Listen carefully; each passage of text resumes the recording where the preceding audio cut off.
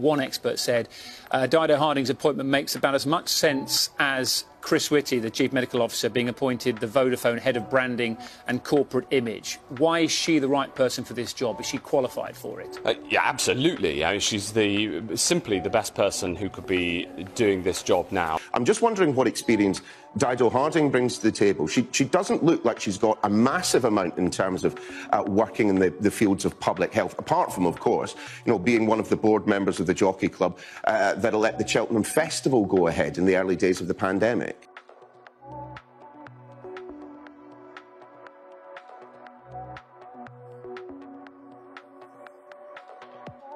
The interim chair is going to be Baroness Harding, who, of course, Yes. has been in charge of test and trace, and we've seen that 10,000 outsourced staff had managed to speak to only an average of around 2 people each. She heads that up. She was also in charge of Talk at a time when it was fined £400,000 for a data breach. She was also there when it won a Wooden Spoon Award from a newspaper for the worst customer performance 2 years running. And she's on the Jockey Club, which allowed the Cheltenham Festival to go ahead disastrously in March. Why are you trusting her with my health?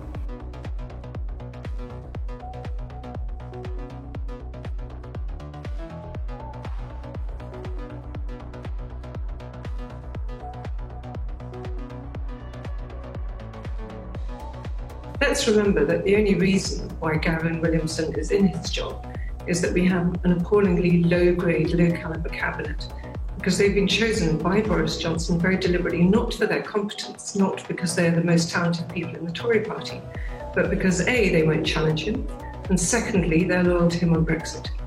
And that is what has led to this disaster and so many of the disasters that we've seen from this government over the past 6 months. We don't have competent cabinet ministers.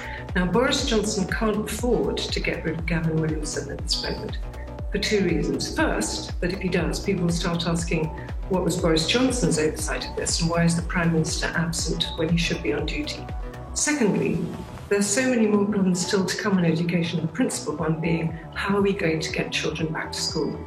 And that may well be a mess too. And Boris Johnson needs Gavin Williamson there, so that if everything goes wrong with the return to schools or if there are any other scandals, he'll be able to hold Williamson responsible. I've no doubt he will get rid of him in the next few months, but not until Williamson has been the fall guy for many of the other decisions that basically are on Boris Johnson's head.